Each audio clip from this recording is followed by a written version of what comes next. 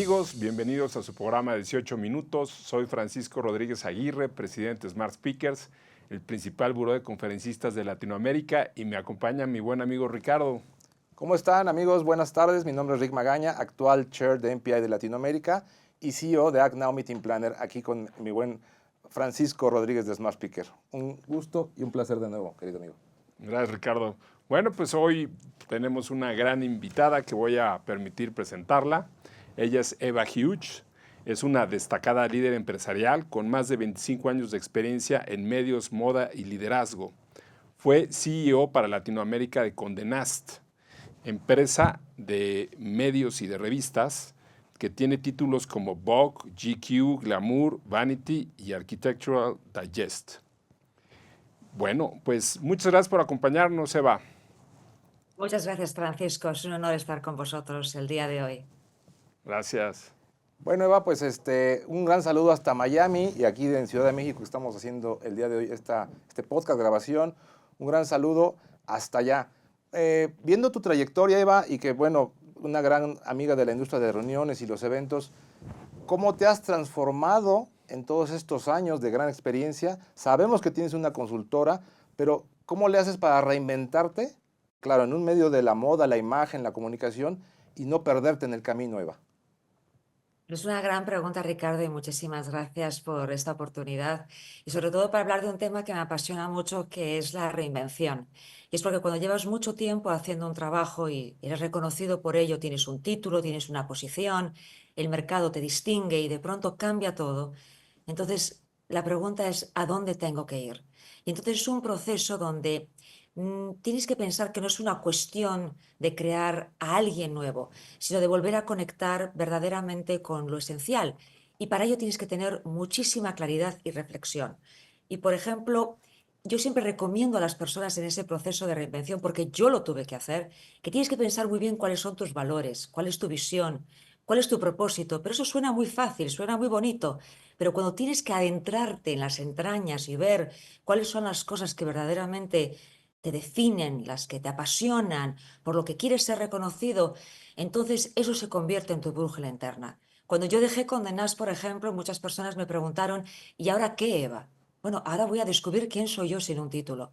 Porque desde los 24 años, hasta cuando me retiré de Condé Nast, todo el mundo me conocía por el título que había tenido una organización. Pero quién era yo como persona, y eso es lo que quería descubrir. Entonces, siempre digo a la gente que la reinvención es una expansión. Es una expansión y que verdaderamente tienes que tener la fórmula para poder encontrar verdaderamente quién eres. Y no es fácil. El que te diga que es fácil no lo ha hecho nunca, porque además hay que reinventarse y hacerlo con éxito. Oye, Eva, ahondando un poquito más en todo esto claro, suena muy fácil decirlo, reinventarte, encontrarte a ti mismo, pero tú específicamente, ¿qué hiciste? ¿Qué rituales de tus hábitos diarios cambiaste o no cambiaste? ¿O cuáles reforzaste? Porque evidentemente como imagen pública, porque te vuelves una imagen pública, ¿qué viene a pasar con todo esto? ¿Son los hábitos? ¿Es el legado? ¿Es el propósito? Dijiste palabras claves. ¿Qué hace Eva el día de hoy en su día a día? Pero antes del día a día de hoy, llega un momento en que tocas fondo. Y cuando tocas fondo, te toca darte cuenta de qué verdaderamente quieres hacer con tu vida. Y no es un proceso fácil porque duele. Pero en ese dolor puedes encontrar una gran satisfacción porque encuentras respuestas que quizás no te habías planteado antes. Entonces yo como yo digo, mi primera clienta fui yo en ese proceso de reinvención. Porque mantenerte coherente en el mercado, ser consistente y verdaderamente definir qué voy a hacer ahora, cuáles son las cosas por las que la gente me conoce y las que yo quiero hacer. Entonces, en términos de hábitos, tienes que hacer mucha reflexión, tienes que hacer mucha respiración, caminar, levantarte, abrirte, expandirte, no limitarte, no esconderte, no estar en la oscuridad, sino buscar esa luz.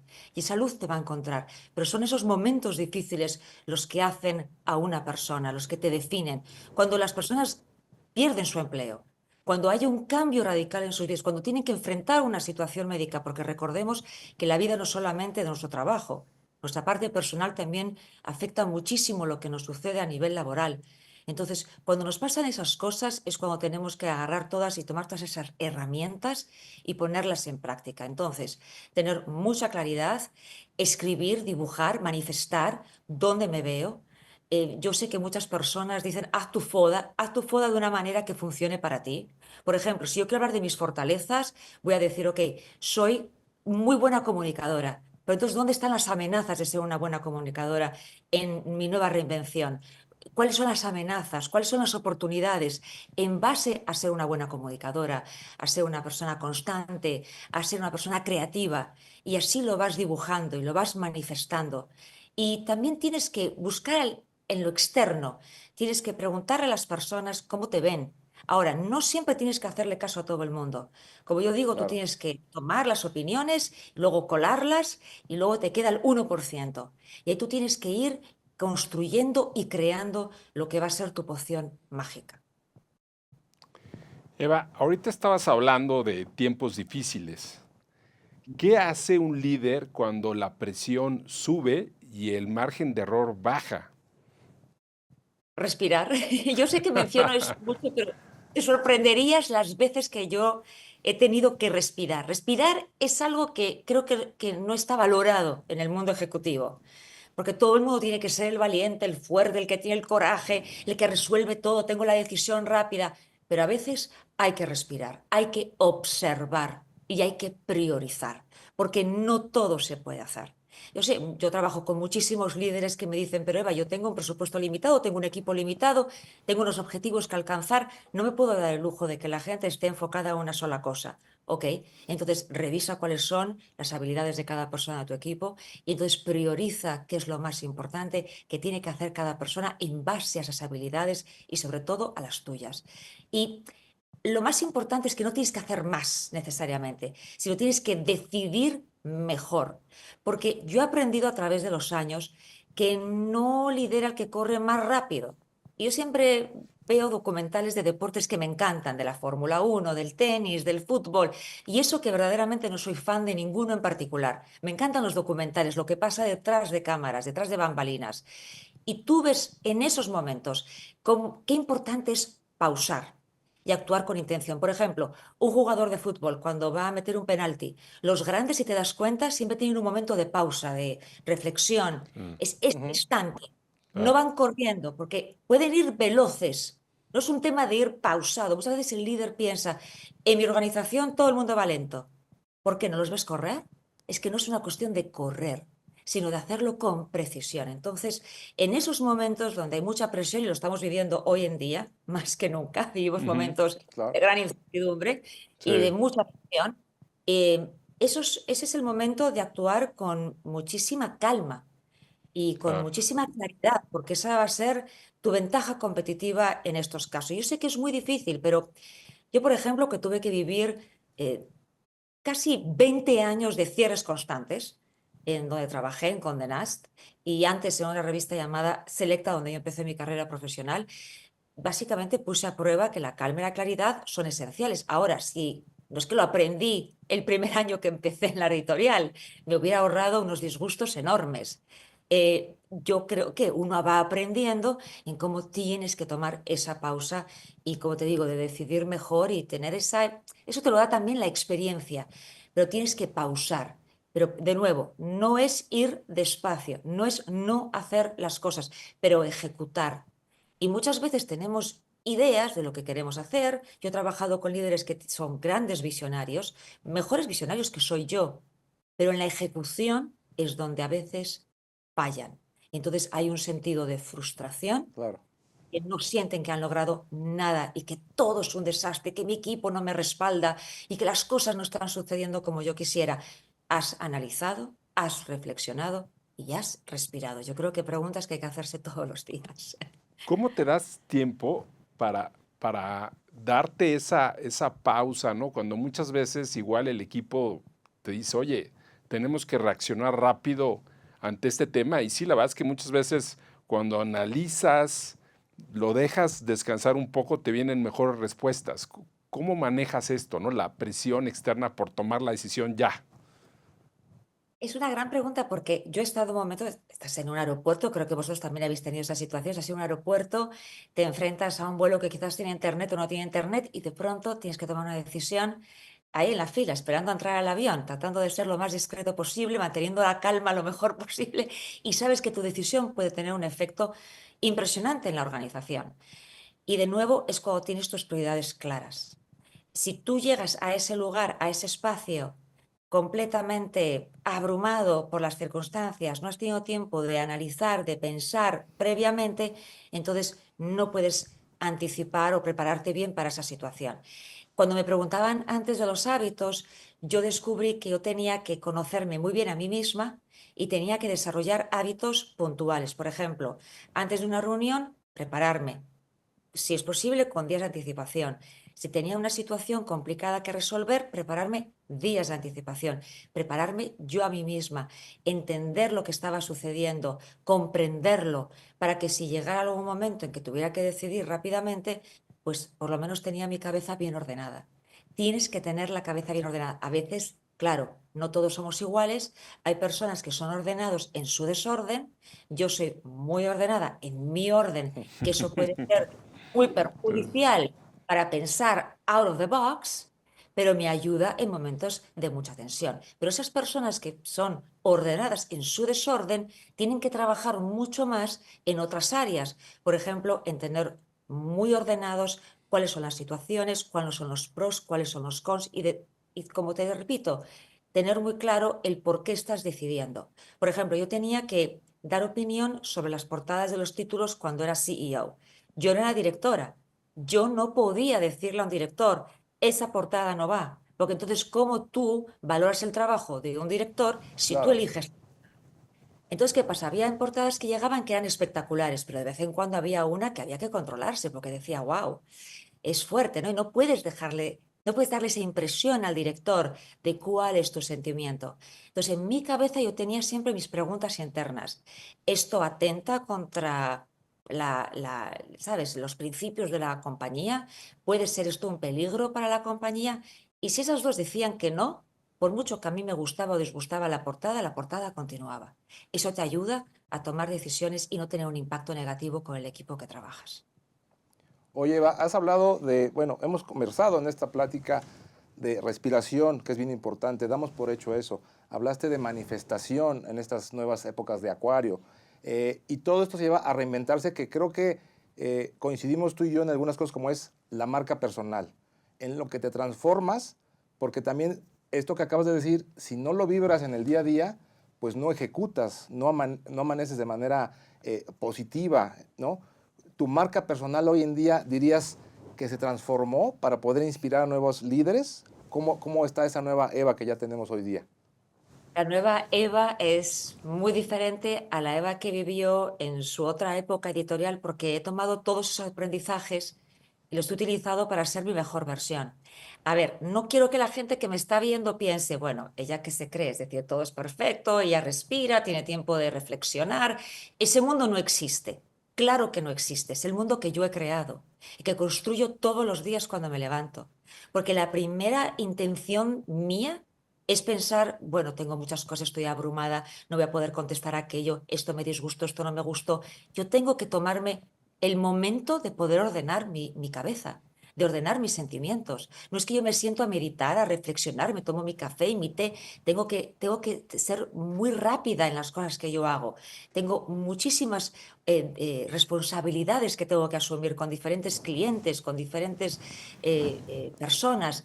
Entonces, yo tengo que trabajar mucho en la planeación.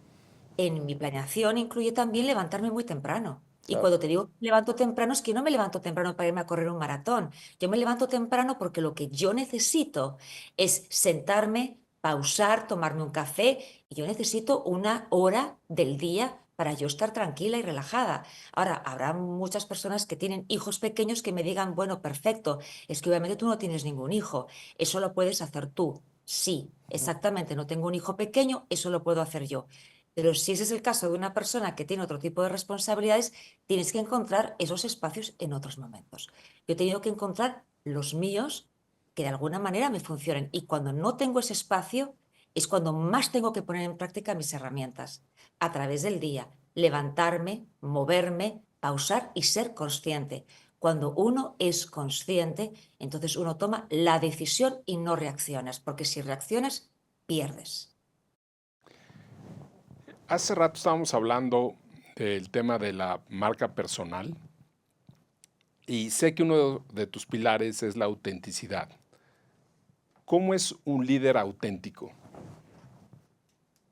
Bueno, un líder auténtico es alguien que se basa en esa claridad y no en esa perfección.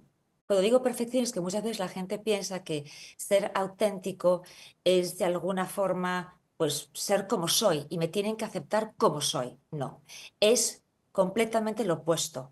Es trabajar en tu mejor versión, pero siempre reconociendo esos errores. Hablar con claridad. No utilizo la palabra verdad porque en mi propia autenticidad puedo decir que muchas veces, y liderando compañías o departamentos, tú no puedes decirle todo a todo el mundo. No puedes compartirlo, pero tienes que tener la mayor claridad posible y tienes que liderar desde tu propio estilo, no desde un molde que tú piensas, esa es quien soy yo, sino quién eres tú de verdad. ¿Quién eres tú? ¿Quién está hablando que eres tú? No la persona que tú quieres imitar o el molde o la persona que te inspira, porque entonces se convierte en una debilidad. Y por otro lado es la coherencia.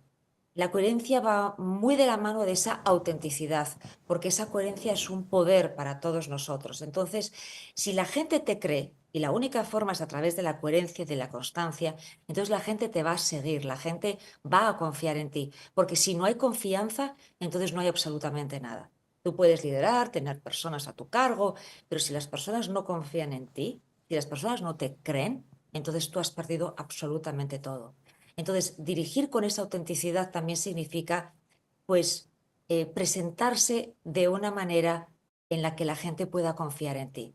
Entonces, por eso tu palabra tiene muchísimo peso. Y tú no puedes engañar a las personas. Yo me acuerdo en múltiples ocasiones cuando no estaba conforme con mi liderazgo e intentaba quizás decir, ah, mira, esta persona me gusta cómo lo está haciendo, déjame imitarla. Pero cuando trataba de hacerlo no funcionaba. Uno tiene que ser uno. Tampoco tienes que caer en lo que dije antes. Así soy, me tienen que aceptar, me tienen que respetar. No, eso no funciona. La gente va a trabajar para ti, pero la gente va a trabajar por un salario. Pero si tú quieres que la gente dé más, si quieres ser respetado y dejar un legado, entonces tienes que mostrarte en tu mejor versión. Y empieza desde la autenticidad, empieza desde la claridad, empieza desde la coherencia y de la constancia. Y a eso que me refiero con la autenticidad. Tú tienes que ser tú, pero la gente te tiene que creer. Entonces muchas veces estamos en lugares donde la gente te está diciendo algo porque cree que es lo que tú quieres escuchar. Y sobre todo que hay que tener en cuenta que las personas saben. Todo el mundo tiene una inteligencia emocional muy desarrollada. Las personas saben, las personas entienden cuando alguien les está diciendo la verdad y cuando no les está hablando con esa claridad.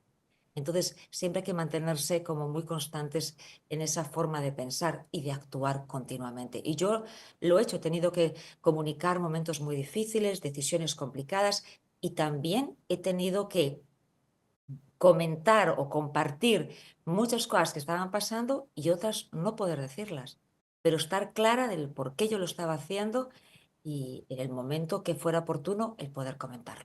Hablaste de consistencia, coherencia, sobre todo en ti que eres una líder del mercado a nivel México, Latinoamérica, y has escalado varios puestos importantes. ¿Cuál dirías, desde tu punto de vista, que es el error más común que cometen las mujeres cuando escalan profesionalmente hoy día? Y mira que las mujeres están tomando un gran partido y felicidades una vez más. Bueno, muchas gracias. Muy importante la pregunta.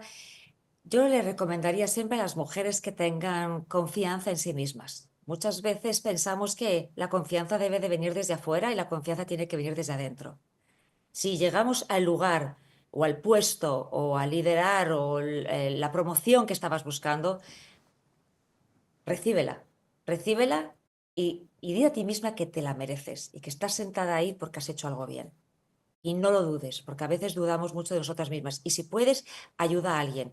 Y no solamente ayuda a una mujer, ayuda a un hombre, ayuda a cualquier persona. ayuda a alguien más que lo va a necesitar. Y esa sería mi mayor recomendación a todas las mujeres que buscan aspirar o que llegan en un momento dado a un puesto de liderazgo y quizás se encuentran en ese momento de gran incertidumbre. Porque lo que no podemos dejar nunca es nuestra empatía y lo que nos hace ser mujeres. Somos únicas, somos diferentes a los hombres y tenemos que respetarnos y querernos y amarnos por lo que somos y no tratar de ser nunca nadie que tú no eres. Pues muchísimas gracias, Eva. Muy interesantes todos los conceptos, pero pues ahora sí ya llegamos al final de nuestro podcast. Bueno, muchísimas gracias a los dos y bueno, espero verles muy pronto. Un abrazo fuerte. Gracias, hasta Gracias. luego, Eva. Buen día. Amigos de 18 minutos, muchas gracias por acompañarnos. Si les gusta, por favor, compartan este podcast, suscríbanse y denle like. Hasta luego.